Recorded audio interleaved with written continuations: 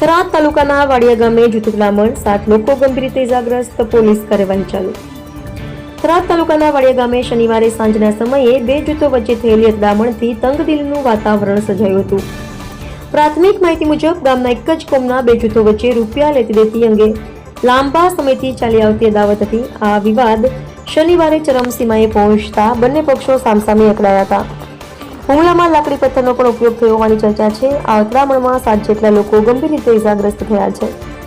ઇજાગ્રસ્તોને તાત્કાલિક સારવાર અર્થે થરાદની સરકારી હોસ્પિટલમાં ખસેડવામાં આવે છે, જે તેઓ સારવાર હેઠળ છે। કેટલાક લોકોને ગંભીર ઇજાઓ પહોંચી હોવાથી તેમને આગળની સારવાર માટે રિફર કરવાની ચર્ચા ચાલી રહી છે। ઘટનાની જાણ થતાં જ થરાદ પોલીસે તુરંત દોડી આવી હતી અને બંને પક્ષોની ફરિયાદો આધારે ગુનો નોંધવાની કાર્યવાહી શરૂ કરી દેવામાં આવી છે। પોલીસ દ્વારા હાલમાં ગામમાં શાંતિ જળવાઈ રહે તે માટે ચુસ્ત પોલીસ બંદોબસ્ત ગોઠવાયો છે।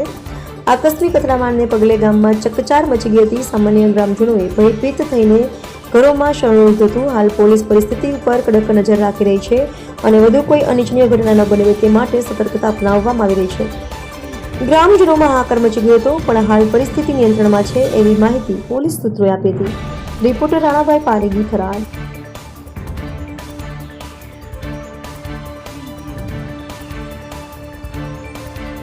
નમસ્કાર, 24 ન્યૂઝ ગુજરાત ચેનલમાં આપનું હાર્દિક સ્વાગત છે।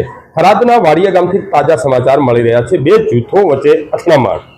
મળતી માહિતી મુજબ કોઈ પૈસાની ઉઘરાણી બાબતે કોઈ ઝઘડો થયેલ છે અને 2 થી 4 લોકો ઇજાગ્રસ્ત થયા છે અને વધુ તપાસ થરાદ પોલીસ સ્ટેશનમાં હાથ ધરી છે।